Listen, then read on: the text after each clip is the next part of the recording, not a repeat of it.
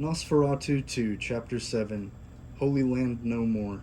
400 years later, Leech and Urs, instead of coming back to the Holy Land, had excited their dream world paradise another way and had entered India to save a man who was being skinned alive. He is known as Abbas or Abbas. Sometime after the recruitment of Abbas came the division of the Order of the Leech. These were the days of the separation between Urs and Aram the Leech. Plenty of time passed for Urs to gain her wisdom. She learned of the evil thing Aram had become, and that was all she needed to become enlightened enough to make the decision to leave. Evil begets evil, and the cycle continues, as it most often does. Urs saw the opportunity to leave the second she realized Aram was not able to stop her. There was this block of energy from her burning rage that began to emit from her wrath that the leech ignited. Aram was shocked to feel his powerful hold to have been repelled like it was nothing. It seemed natural for the energy Ursula was emitting and radiating to just automatically deflect the leech's vampiric attack. She had rendered him useless. Against her, anyway. This worked both ways now. They became maxed out with their psychic vampire powers. Abbas was the man they would be fighting for once everything fell apart and became chaotic. He was like a son to them. This man had no blemish and no flaw in the eyes of Aram and Ursula. It was the easiest decision they ever made, even easier than the decision to begin doing what they had begun to do. The reason being is that Abbas made everything happen as if it were a divine meeting, and it certainly was astronomical, the miraculous fact that everything occurred in the way that it did. How absolutely amazing these things were put in place in such a beautifully orchestrated way. The display from the order of nature was much more beautiful than the order of the leech, and appealed much more to Ursula. So she had the plan to create a disturbance in the routines and practices of her lost love. This love loss was a motivator for sure, absolutely, and the sole driving force to her newfound wrath, which fueled this most intensely righteous rage. This, to her, was a deciding factor that made her into the very particular evil thing she has become. Urs is a very specific ghoul and kind of vampire because she found a purpose in causing discord. She does it most unharmoniously because Urs shatters manhood by a method to cause the most shocking series of events once she is done with the little boys around the world. She takes her revenge on them in her own way, out of retaliation and in response to the wicked one who is the leech, that long gone Aram. Aram was a joke of a vampire to her, being this predatorial freak who became so distorted over those many hundreds of years that his sense of any kind of merciful decency concerning violation of innocence was devoid from his non existent soul. The once good, noble spirit left from within him was only an evil one now, confined in the shadows of the demonic shell of his decrepit ghoulish body. Ghoulish posture, actually, was his signature look. The way he carried himself screamed untrustworthiness. How could any of his followers have become some kind of follower?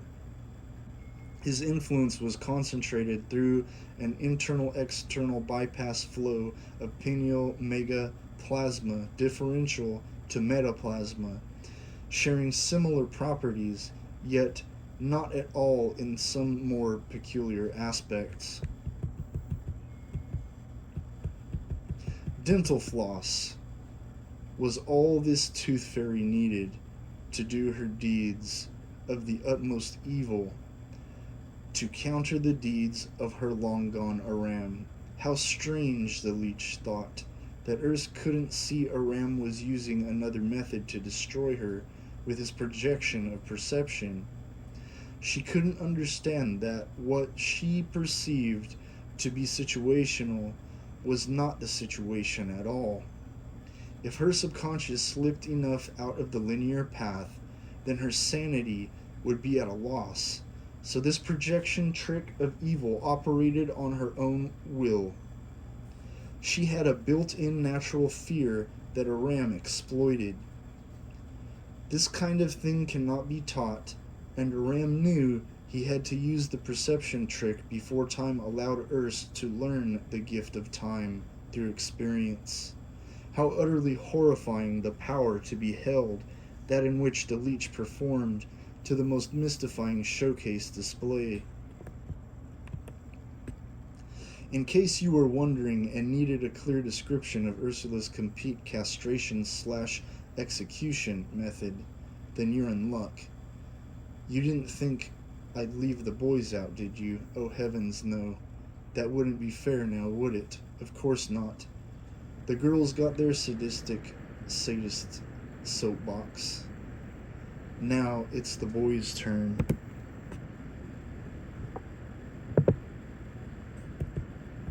Dental floss used on even the fullest of grown men will easily complete the task of binding good and tight enough around the limbs and even the largest of bodies for the most efficient and brutal murder. Imagine the sight of all those parents who wake to see the two options of the three that Urs gives parents of all those little boys caught alone sleeping. When a child is taken to join the Order of the Leech, these children are found to either be completely absent or missing from their beds, deemed safe by their loving parents who check on their son's content, sleeping faces. Most often, they're the responsible kind of parents who actually properly care responsibly for their children, whose unprejudicial targeting towards their randomly selected child victims, which is always turning up to be another boy for Ursa's little victims. And what we are left with at the end of the day here for these poor unsuspecting mothers is the most intensely visceral display of torture-binding murder the world has ever seen. These are the intense visuals of death that are so final and so complete for these parents who learn to change their entire thought process and way of being after that day of wailing and mourning. Grieving is different when your child is alive, though. When they wake you, as you hear the commotion of toy clutter flying around, along with broken glass from the marvelous exit Urs has learned to pull off with signature-style perfection, you aren't going to be screaming in remembrance of what life was, because you'll be struck in the moment of panic, trying to keep their life's blood from pouring completely out of their dental floss castration. For crimes against boys, nothing worse has ever been documented as far as the torturous maiming castrations and killings of the Urs beast.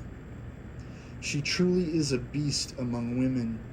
There are none to compare her to, same as her protege, the leech, as far as girl-destroying, spineless manipulation through subtle, suggestive molestation.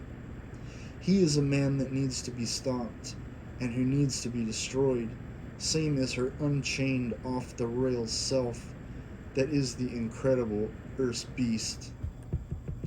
She has developed a physique that rivals the most intriguing and captivating paintings of bestial-like women portrayed in the finest pieces of practical, realistic art throughout the classical ages and all.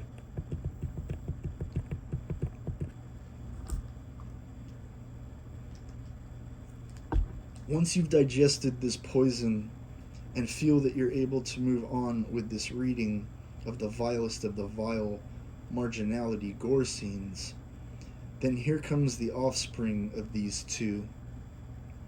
He had the opportunity to excel in any field of vampirism there is. What he chose was peculiar, Abbas, master of the peculiar. Abbas, the changer of the tide. Tides flow in a swaying contraction that goes backwards, then brushes over again all the grains of the sea, through each and every obstacle in between, and finally, the top, where you see the waves that actually are the top surface visual of constant ebb and flow. The motion can never be known which starts first. No man can rightly know. All but the freak that is the walking conundrum, known to be this dual-named splitting of a human. He can portray his character in the most backwards, mirrored ways that will appear to be completely unnatural if he so chooses. The craziest thing is he never keeps it simple. Even his stupid tricks are highly genius and intellectual, on average, through his patternistic behavior.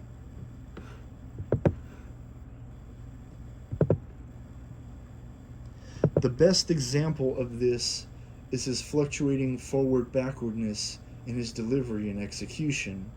Nobody else but him knows which comes first in the rolls of the waves and the coming and going of the tide and times.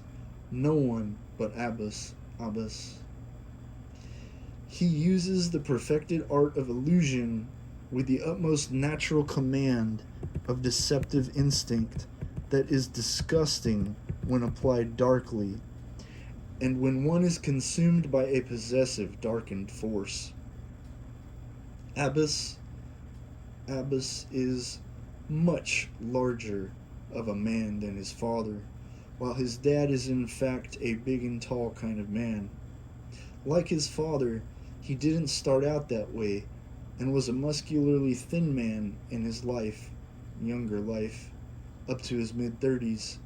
Why is it that most executions for most of history averaged out in most to be composed of young men who were no more older than he saw himself to perpetually be?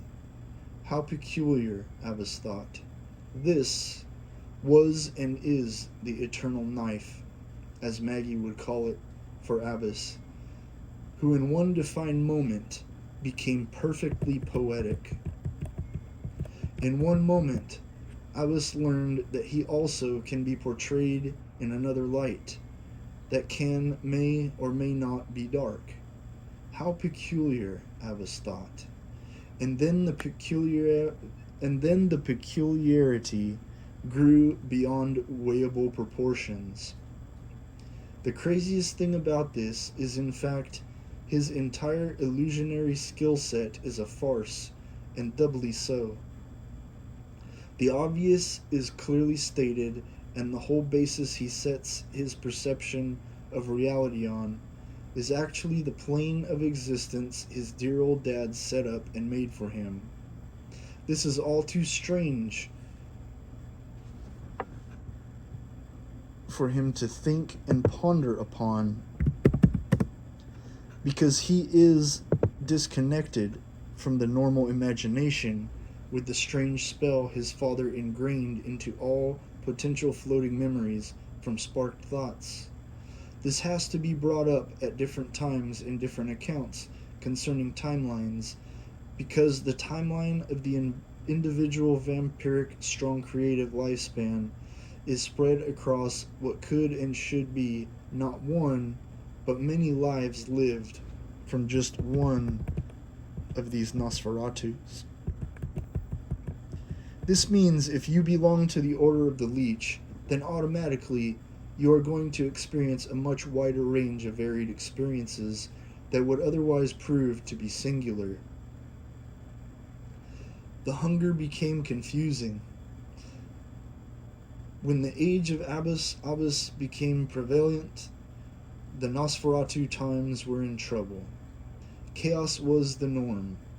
The educated of this matter speak of the subject daily, as there has been no kind of rest from the lasting change it has wrought. As we know, the path or pattern of the vampiric strong creative could never be charted or traced. People who sensed things before under a careful analysis in peace and quiet were taken back to a much more restless time. As someone who before practiced an art, gift, or talent knew of silence that could now never again be experienced or known. This silence spoken of here is a silence that had been so broken and disturbed throughout the manipulative distorting of individual lives, which completely changed human interaction with all changed scenery, that the age required developmental progress before a profound fall. Destruction became different, and more depth was added to its dimensions. The value of this knife was worth more than the ones that came after.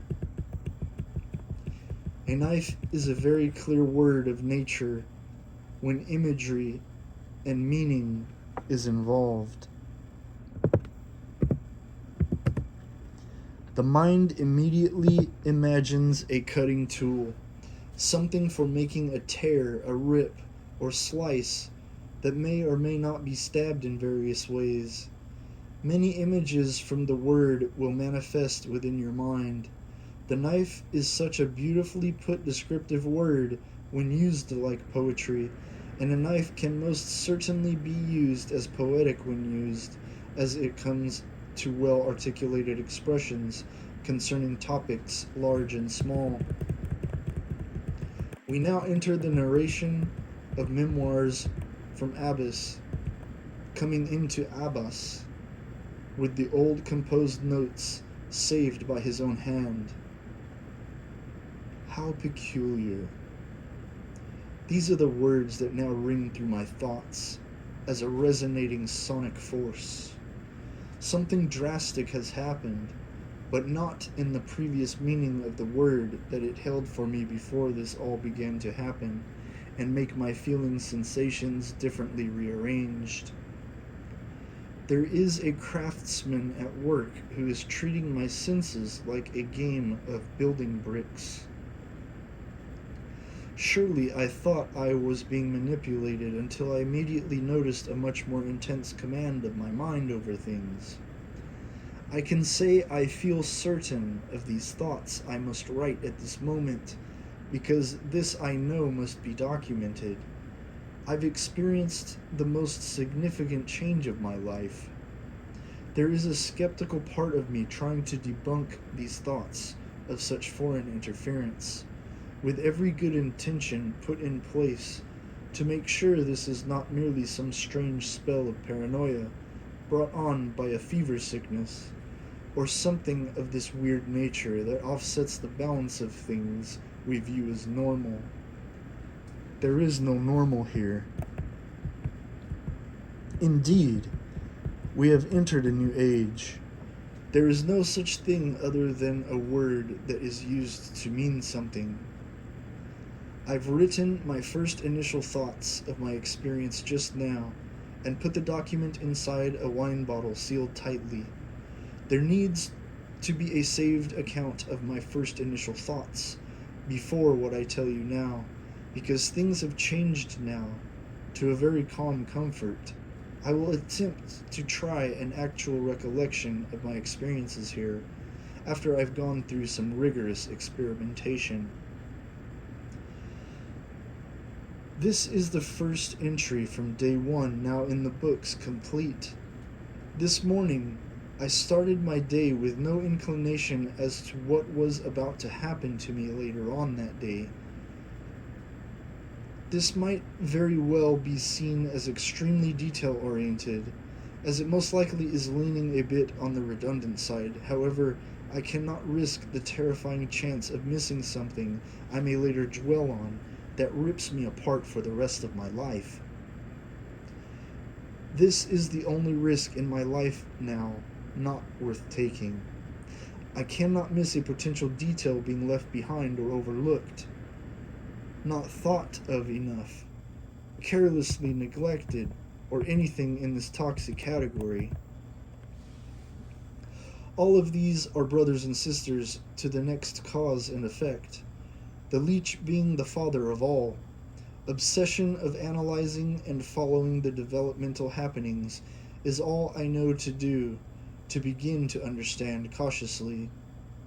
Here are exhaustive, detailed accounts. Waking, I am in a state of dreamlike pleasure that is feeling a bit like leftover intoxication, although I did not drink. This was almost the same, although the feeling was missing some vague thing that wasn't there, on top of the new sensation that had overcome me, overtaking the indirect basic senses as an overlayer.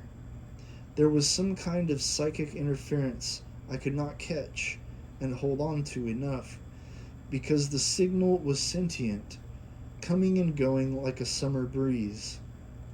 I opened my eyes in the moment as I awakened from the new feeling. This was very brief. Soon as the feeling came to open my eyes, it was gone.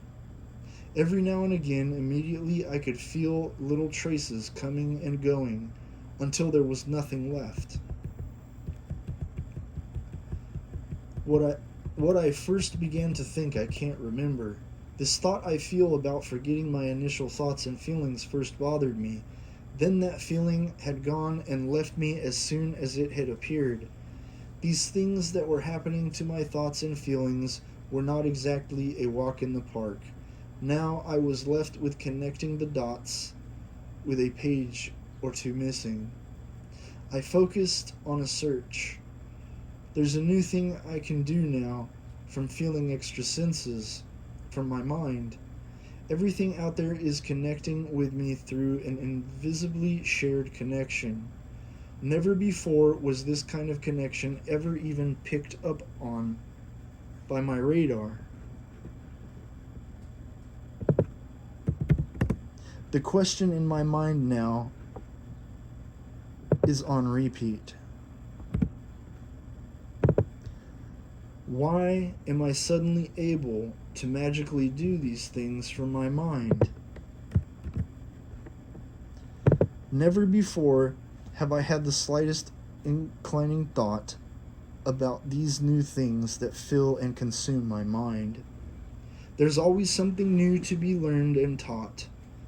Why were certain things never advancing in the productivity rate that the world knows is not right now? These new considerations have profound effects and meaning. These are the thoughts and experiences I knew in the moments I absolutely had to write them down, or else I may suffer either some sort of destruction from an attack I do not understand that comes from the elusive psychic vampire which remains to be unseen, or even known to be anything other than a feeling, or I'll be no more, soon as I've acquired these enigmatical new abilities. The thing now that I must mention of utmost peculiarity would be what I just did by connecting a thought to a dot in my mind, for lack of a better word. When I did this, I cut open something I do not know what it is. What I do know is that when I cut this anomalous thing open, now I can get results from people. That is all. I fear what I have become, and I fear for my family this order, the figures who have been my parents. There is something happening here that gives me signs of terrible times. Through these times, their sprouting from the mess will be rebuilding of the alternate world that the new order has made and set in place. We realize that we are not loved by the world and that we must create our own. There can be other places to escape to be free of the woes of trying to live as if we are in a fair and just world, when we know this will never exist for us. Therefore, the leeches are the new order that will separate itself from what the world considers to be goodness because they got it all wrong. And I must say that I fully understand and am aware that this may seem a bit insane as well as laughable. That is perfectly fine. This is precisely why most of you who know of me will never be seeing me again until the time is right, maybe, if it is predetermined that our fates demand another meeting, confrontation, or surprise. So many more things can happen, and I had to write my clear thoughts before I'm destroyed, or something else worse that causes destruction out of this new phenomena. Now it is time I must close this first entry for the sad fact that I am out of proper writing supplies to preserve my words. I will most likely write 2 book-sized scrolls tonight that will dissolve in such a short time. I cannot stand to think of the tragedy of time. This is what might be forever known as just that. There are signs for me to see that I couldn't ignore. Here is the only copy I will make of my observations, and in time my story will be fully known, and just maybe my story will turn out to be a good, beneficial one for the ages to come. I can dream until then, as I've been strangely given the sight of the tides of time that come back to me, forever reaching out to the ends of the earth, combing over what is to be known from the depths to the sky over all of the earth.